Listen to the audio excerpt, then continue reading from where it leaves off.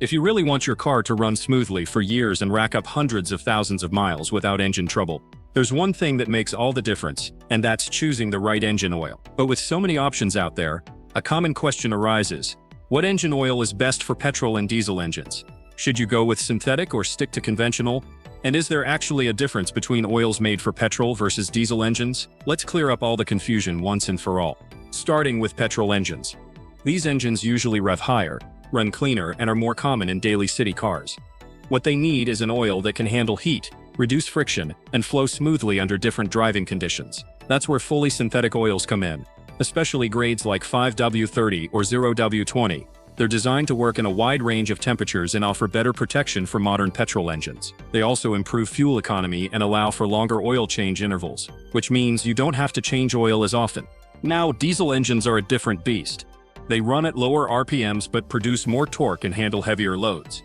Because of their combustion process, diesel engines generate more soot and residue, which can build up in the engine. That's why diesel engines need oil with strong detergents and dispersants, typically heavier grades like 15-mol-40 or 5W40.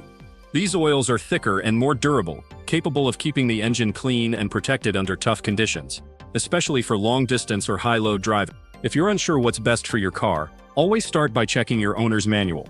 The manufacturer usually recommends a specific oil grade based on engine design, climate, and usage. Using the wrong oil, say diesel oil, in a petrol engine might not damage your engine instantly, but over time it can affect performance, increase wear, and reduce fuel efficiency. So always match the oil to your engine type and driving environment. Synthetic oils have gained a lot of popularity, and for good reason.